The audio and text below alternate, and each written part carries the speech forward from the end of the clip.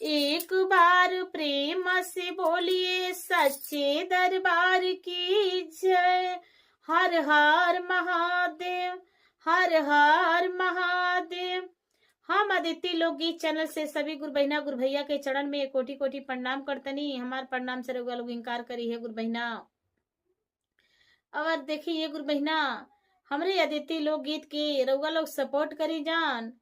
और बहुत दर्द भरा माई बेटा के कथा बा ये गुरु बहिना, और पतोह भी वही में बाड़ी।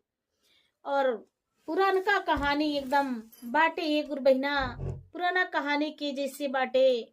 और देखी कथा के माध्यम से सुनी, अपने बेटा अपनी माई की नैछा चिन्हत और उनकर माई कितना पेट काट के और मजूरी करके और उनके कैसे खियौले बाड़ी या कैसे कैले बाड़ी। देखिए गुरु बहिना, एगो गांव रहे। अब बहुत गरीब एगो पति और एगो मर्द मेहरारू बहुत गरीब वो गांव में रहे लोग बड़ी गरीब। देखिए गुरु बहिना, उनके बहुत समय चल गई रहे, उनके बाल बच्चे ना भइल रहना। बस कहीं जात रहली, चर्चा होत रहे, शिव गुरु के चर्चा में गईली। और जब चर्चा में जाए लगली, गुरु बहिना लोग से पूछे लगली, ये गुरु बहिना हमार बच्चे बाल बच्चे नाई बालो। गुरु बहिना लोग कहल, जी दीदी भगवान भोलेनाथ के शिष्य बन जाई, रउरा के भगवान भोलेनाथ बालक जरूर दी है। कहली हाँ दे दी है। कहली लोग गुरु बहिना हाँ दे दिए ये गुरु बहिना जी। ये भोले बाबा के दरबार में आवेला, वो खाली ना जाना, बाझिन महतारी बन के जाली, रउरे महतारी बन जाए। लगली भगवान भोलेनाथ की चर्चा कथा कहे। उनके भगवान भोलेनाथ 6 महीना के बाद एक गुरु बहिना 6 महीना मात्र चर्चा कथा कैली। 6 महीना के बाद गर्भवती हो गईली। जब गर्भवती भैली है गुरु बहिना, तो उनके पति के उनके बड़ा खुश भइल लोग। बड़ा सुंदर सा उनके भगवान भोलेनाथ बालक दिहने, बड़ा सुंदर सा उनके बालक देहना है गुरु बहिना भगवान भोलेनाथ। जब बालक उनके भैना तो का कैली, बड़ा बढ़िया से अपन सेवा सत्कार बालक के कैली। 6-7 साल बीतल है गुरु बहिना। लड़का के उनकरे बालक जमन रहना, उनकर एक के रोशनी लौकत रहे, दोनों रोशनी नहीं लौकत रहे गुरु बहिना। ले गए लोग एक दिन के बाद रहे, डॉक्टर के पास ले गए लोग। जी लड़का के हमरे का भइल बा। डॉक्टर साहब कहनी जी ऐसन बात बाटे, लड़का के एक के रोशनी से लौकता, एक आँख के रोशनी निकल चली गई बा।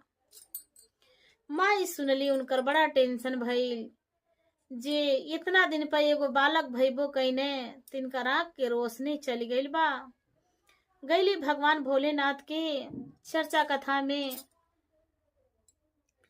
कली हे भगवान भोलेनाथ कौनो उपाय करे जे हमरे लड़का के दोनों रोशनी हो जा। मान लिए गुरु बहिना उनकर खेत उत रहबे नहीं कइल। घरे अली, अपने में पति और पत्नी दोनों जने राय करत रहे लो। कहली उनकरे पिताजी से, हे जी सुनतनी, तो कहना का कहतड़ू, आ तो रउरे एगो अपने आँखी के रोशनी दे दी जे बाबू के हमरे लौकी, हमरे बालक के, तो हमनी के लाठी हो जाइए, हमनी के जिंदगी के सहारा इहे बाना। ये गुरु बहिना केहू बच्चा पैदा करेला तो अपने पेड़ लगावेला छहाए खतरा के, जे पेड़े के छाह रही तो जा हवा ब्यार आदमी खाला, सुते बैठेला, दुकर भोजन करेला। तो कहली जे हमनी के बच्चा बाना, हमार लाल बाना, तो मान ली हमनी के जिंदगी के सहारा यही बाना, अपन आँख के रोशनी दे दे, इनकर आँख के रोशनी लौके लगी तो सियान हो जाई है, तो हमनी के कामे आई हैं, हमनी के कमा के खियई हैं, बुढ़ापा के सहारा हुई हैं। हे गुरु बहिना देखी ऐसे कहे लगली। उनकर पिताजी कहना ना हम आपन आँख ना दे, और तू आपन आँख दे द, हम आपन आँख लिकाड़ के दे दे, लिकड़वा के दे दे डॉक्टर से, तकी कमा के ले आई और कैसे खाइल जाई, और तू ही अपन आँख दे द।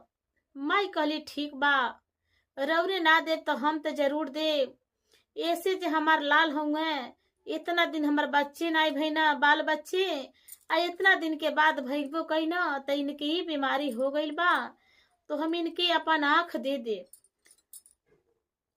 गैली भगवान भोलेनाथ के लोग चर्चा कथा में, भजन में। गुरु बहिना लोग पूछल, ये गुरु बहिना काहे मन मरले बाड़ू, बड़ा मन मरले रहली। कल ये गुरु बहिना हमरे लइका के हई बीमारी हो गईल बा आँख के, और अपन आँख लिकड़वा के देवे के बा। डॉक्टर कहले बाना लग जाई तो दोनों रोशनी हमारे लइका के लौके लगे। कहा लो गुरु बहिना, ये गुरु बहिना दे दो, और भगवान भोलेनाथ पे तू भरोसा कर। ये गुरु बहिना का कैली,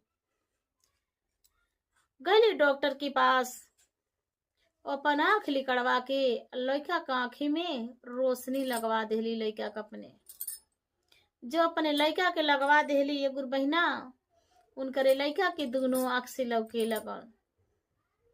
बस ये के आँखी से माई के करेजा और महिमा देखी जाए। माई गुरु बहिना जी माई कैसे अपने बेटा के पाले ली या पोसे ली, अब पतो है बेटा समझत ना बालोगे दुनिया में।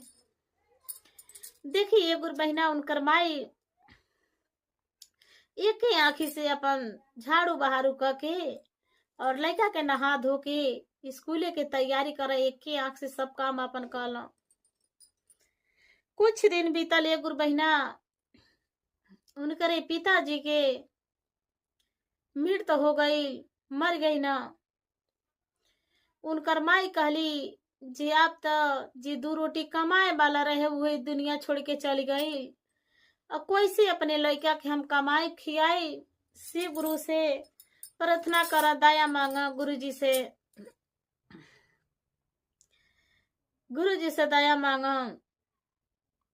का करे है गुरु बहिना, कहली एक दिन के बात रहे, उनकरे घर में दूगो रोटी नहीं खाए के रहे। उनकरे लड़का के, लड़का वैसे भूखे स्कूल चल गई ना। जब लड़का वैसे भूखे स्कूल चल गई ना, तो गुरु बहिना देखी एगो पंडित जी के घर बगल में रहे। कहा तड़ी पंडित जी से, पंडित जी हमके अपने घरे लगा लेती चौका बर्तन करे खतरा के, तो चौका बर्तन करती और बर्तन उर्तन धोती, और हमके बस मजूरी न दे, दो रोटी हमके हमार लड़का के खाए के दे दे। पंडित जी कहनी ठीक बा, अपने घरे नौकरानी बना के लगा लेनी। लगली नौकरानी बन के काम करे। बसी एक दिन के दिन रहे गुरु बहिना, जहिया उनकर लड़का उपास से चल गए ना, तो का कैली, उनकर लड़का जब उपास से चल गई ना, तो सोचा हमार लाल उपास से गई ना, कुछ खैले नहीं माना। जेकर बेटा और चाहे बेटी केहू भी होखे गुरु बहिना, बेटा बेटी बिना खैले कहीं चल जाला तो जान तो खब जन कितना कचोटत होई। वैसे वो माई के कचोटत रहे, जे हमार बेटा आज बिनु खैले चल गई ना। पंडित जी के घर से चौका बर्तन कह के आ रोटी लेके अली। गांव के पास में स्कूल रहे, का कैली रोटी टिफिन में धैली, स्कूल में लेके चली गईली। जब स्कूल में लेके गईली तो स्कूल के सारा लड़का देखल लो, जे एक आँख इनकर बा एक आँख नहीं बा। लड़का लोग लगल ढेला मारे, ढेला चला के मारे लगो लोग आन्हर आन्हर कह के। बसी ये गुरु बहिना इनकर लड़का जहाँ रहना स्कूल में खाना ले गई लड़का के, उनके बहुत बुरा लग गई, जी हमार माई का करे स्कूल में अली है, का कही ना खाना धई ना। सब लड़का कहे लगना कुछ तारे माई के 1.5 आँख बा, तारा माँ 1.5 आँख वाली बाड़ी। आँख लिखला गोले एक आँख रहे, लेकिन कहे लोग 1.5 आँख वाली बाड़ी, 1.5 आँख वाली बाड़ी। वो लड़का के बुरा लग गई। आईना घरे घरे आईना तो अपने माता जी से कहत ना, माई हम खा के ना गईनी है तो तू स्कूल में का करे खाना लेके अइलू ह। सब लइका हमके रिगावत रहला लोग जे तोहर माई 1.5 आँख के बाड़ी 1.5 आँख के बाड़ी, जे आज के बाद तू स्कूले में ना जइह। उनकर माई कहली ठीक बा बेटा, आज के बाद हम स्कूले में ना जाइबे हमार लाल, लेकिन तू बिना खैले ना जइह, रोज तू भोजन क के जइह। कहना ठीक बा, कहना ठीक बा, हम भोजन क के जाइब, लेकिन तू स्कूले में ना अइह। सब लइका रिगावत रहल लोग। और देखनी तो के पत्थर मारत रहल लोग, ढेला चला के मारत रहल लोग। कहा तड़ी हाँ ए बाबू जाए दा, और भगवान भोलेनाथ चाहब तो हमनी के कुछ अच्छा जिंदगी हो जाए, पढ़ लिख ले बा। कहना ठीक बा। ए गुरु बहिना अब लइका पढ़ के अब 10वीं क्लास उनकर आइल है, उनकर माई के लगे एगो पैसा ना रहे। कहना ये माई 8, 9, 10 क्लास 10वीं 9वीं 10वीं क्लास में पैसा लागे लगल उनकर। कहना ये माई कहाँ से पैसा आई, हम पढ़ाई करब, रहे तो हम पढ़ाई ना करब। कहली उनकर माई ना बेटा, हम तो की पढ़ाई ना छोड़ाई, मजूरी लगली गाँव में घूम घूम मजूरी जोही जोही करे, जवने सोहनी रोपनी कटिया लग जा उहे मजूरी लगली करे। 2 पैसा आवे लगल, लइका के का कैली बाहर में लइका के नाम लिखा देली, जे लइका हमार पढ़ लिया होशियार हो जाई हैं तो हमके हमार पालन करी हैं। देखिए गुरु बहिना लइका बाहर में पढ़े लगना, पढ़ लिख के होशियार हो गए ना। हे गुरु बहिना कुछ दिन भी एक दिन के दिन रहे। हे गुरु बहिना उनके जब नौकरी लग गई तो अपने माई के लगे एगो लेटर पत्र लिख के भेजना, जी माई हमार नौकरी लग गई, तारे मेहनत के सफल हो गई, तारे शिव गुरु के दया हमके मिल गई, जे हम डीएम के नौकरी पा गईनी। उनकर माई तन का कैली ये गुरु बहिना लगली सुन के चिट्ठी पढ़ के लगली नाचे, नाचे लगली। अपने गांव में मिठाई मजूरी करके पैसा धैले रहली, लगली मिठाई बाटे। हमार लइका डीएम हो गई ना, लइका डीएम हो गई ना, लगली एहिंगा नाचे कहे और मिठाई बांटे। जब मिठाई बांट लेली ये गुरु बहिना भिनाई भैले अपने घरे चर्चा कहौली और लइका के लगे एगो पत्र भेजली। कहली ये बाबू डीएम के नौकरी तो तू पा गईला, लेकिन अब की पारी तोहार अच्छा खास खास बर देखौआ जब आवे लगल लो, कहली तार बर देखौआ आवता लोग ये बाबू आज तोहर बियाह हो जाए। उनकर लइका का कहना माई अभी हमार बियाह ना होई, हम बियाह करी तो तोके जरूर बताई, बियाह करब त का कहना ये गुरु बहिना डीएम भैले रहना। अच्छा आदमी उनके लगे आवे लोग जा लोग, मने जेकर जवन काम रहे डीएम साहब के लगे केहू जाला। देखी एगो सेठ के लड़की रहली, उनसे उनकर बातचीत लगल होखे, उनसे उनकर प्रेम हो गई। डीएम साहब से सेठ के लड़की के प्रेम हो गई तो का कहना ओहरे अपन शादी कर लेना तो ओइजा से एगो पत्र लिख के भेजना। कहना ये माई अतर बड़ा सुंदर सा पतोह लाइल बनी, हम बियाह कर ले बनी एइजा हमें, बड़ा सुंदर सा पतोह लाइल बनी तोहार। सुनली एक गुरु बहिना उनकर माई तो उनके बड़ा कष्ट भइल। जे मानिला हमार लइका इतना परिश्रम से पोसनी पलनी, अपन शादी भी कर लेना, लेकिन हमसे ना कहना। माई रोवतड़ी कहतड़ी हमसे ना कहना जे बियाह करी, बियाह होके जाता। ये माई तू आवा मान ली माई रछवड़ घुमेली, हिमली घोटेली और सारी कार बियाह शादी में पितर ने उताला। वे सोच रोवतड़ी गुरु बहिना जी हमार बेटा हमसे कुछ ना कहना, बियाह भी कर लेना। जब बियाह कर लेना ये गुरु बहिना कुछ दिन के बाद तो का कली उनकर माई वो लेटर के जब पत्र के जवाब ना देली। देखिए गुरु बहिना, बियाह तो वही जा कर ले रहना, लेकिन फिर भी पत्र अपने माई के लगे एगो भेजना, कहना ये माई तू दादी बन गई बाड़ू, हम पिताजी बन गई बानी। उनकर माई का कैली, खूब खुश भैली ये गुरु बहिला, लगली नाचे गावे जे हमार नाती हो गई ना, नाती हो गई ना। लगली गाँव में मिठाई बाटे, तब माह लोग गाँव के कहे जे तू कहत रहलू पागल हो गई बाड़ू का, तू कहत रहलू हमार लड़का के बियाह हो गई, नौकरी लाग गई, नौकरी के बाद से कहत रहलू बियाह हो गई, बियाह के बाद से कहत रहू नाती हो गई। तोहर लड़का बियाह करिहे तो जरूर तोहरा से बतइहे, कह ना हमार नाती पोता हो गई माने। तो कहली गुरु बहिना जी अब की पारी हमार बेटा ना बोलौन तो का करी, लेकिन हम जाई अपने बेटा के घरे, अपने बेटा से अपने नाती से मिल के हम आए अपने पतोह से।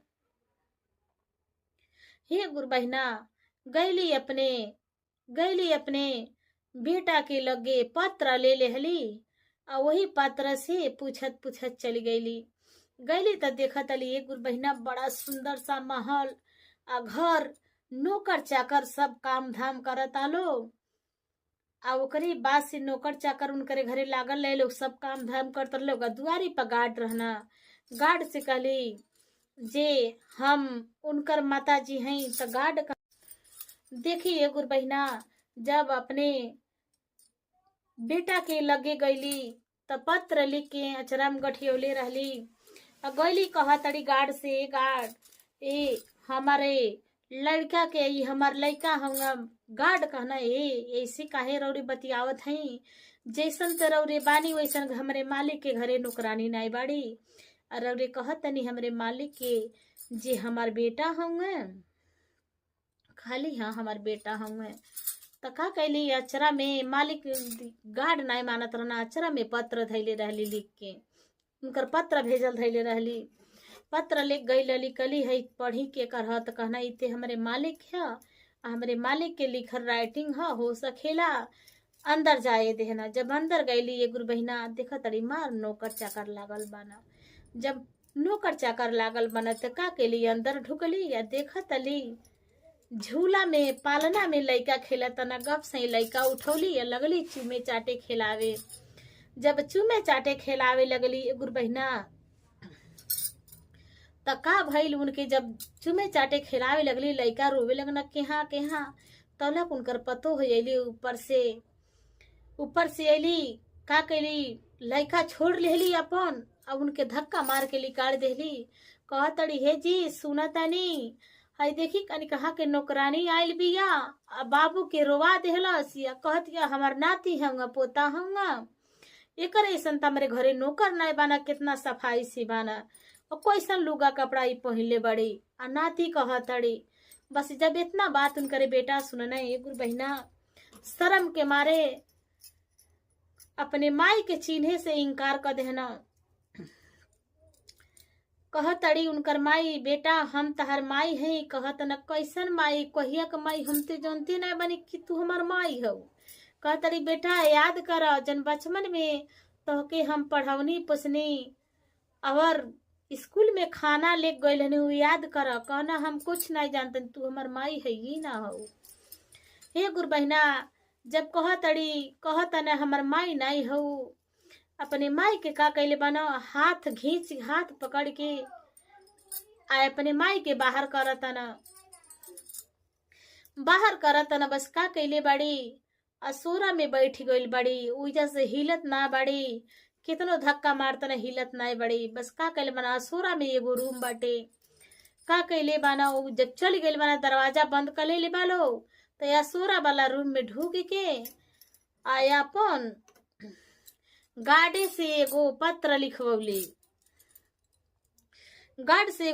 लिखवली, ये बाबू हम तोहर माई हैं, 7 साल के तू रहला तारा आँखी के रोशनी चल गई रहे, हम अपन आँखी के रोशनी तारे पिताजी से कहनी जे आँखी के रोशनी अपन दे दी, तार पिताजी अपने आँखी के रोशनी ना देना, हम अपन आँख लिकड़वा के तारे में रोशनी लगमौनी।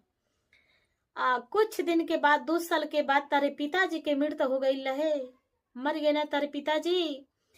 तो हम उपासे बिना खैले स्कूल में गई हल।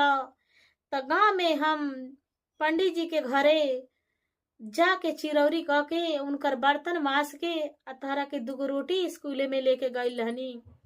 वो दिन तो के लड़का हा स्कूल में के सारी लड़का लोग हमके पत्थर चला के मारे लगल लो।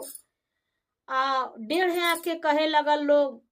तहिया तू कह दिला ये माई हमरे तू स्कूल में ना जाइहा, सब लड़का कहता के शर्मिंदा हो गई ला। ये बाबू तू हके हम फिर मजूरी करके पढ़ा देहनी तो तोहके नौकरी लाग गई। तब हम जन्नी जे तोहके नौकरी लाग गई। उसके ओकरे बाद तोहर बियाह हो गई तब हमरे पास पत्र भेजला जी माई हमार बियाह हो गई। हमके तो बड़ी दुख के बात भइल जे सब लोग अपने बेटा के बियाह करेला, भावर घूमेला और इमली घोटेला, पितर नेवताला, लेकिन हम तोर कुछ ना जन्नी। फिर दोबारा 3रा चक्कर पत्र भेजला जी माई तोहर नाती हो गई ना, तू दादी बन गईलू, हम पिताजी बन गईनी। हमके खुशी के मारे ना रह गई ह। हम ऐनी है कहनी अपने बाबू के लगे चली, अपने बाबू के हम देख ली, अपने नाती के करेजा से लगौनी है, गले से लगौनी है। तहार पत्नी का कैली है, हमके लड़का छोड़ ले लिया, धक्का मार के ढकेल देली है। जे नौकरानी आ गई जे हमार लड़का के छू देलस, ऊपर से अला है तू ना चिन्हला है, तू कहतड़ा हमार माई नहीं हो, धक्का मार के बाहर निकाल देला। पत्र लिखवली गार्ड से, पत्र लिखवा के का कैली वही रूमे में ढुक गईली। जब रूमे में ढुक गईली है गुरु बहिना, साड़ी पंखा में फंसा देली और वही जब फांसी दे के मर गईली। पत्र ध देली। जब उनकर पतो हो अली देखा तड़ी रूम में ढुका तड़ी कह तड़ी हे जी सुना तनी जवन नौकरानी आइल रहली ह रौरा के अपन बेटा कहत रहलिया, हमके पतो आ बाबू के अपने पोता कहत रहलिया, फांसी दे के घर में मर गई बिया। आईना जब आईना तो देखा तना जे वही जाएगो पत्र धैल बा। पत्र पढ़ के लगना रोवे और देखी कैसे रोवत ना का कहता ना और उनकर काम क्रिया सब कैलो रोवत रहना कहत ना हमर माई हम नहीं जनी ह जे ऐसे उनकर माई वही तक तो कहत ना दुखावे में पाला लो ये माइया दुखावे पोसैलू, दुखावे में पाला लो ये मैया दुखावे पोसैलू, अरे दुखावे में मारलू माई हो बेटा नहीं चिन्हन, दुखावे में मारलू माई हो बेटा नहीं चिन्हन। कहल बाए गुरु बहिना वो अपने माई के ना चिन्हना, उन्हों के बेटा हुई है तो उन्होंने अपने माई के चिन्हिया, उनकर बेटा भइल बना उन्हों के बेटा अपने माई के ना चिन्हिया।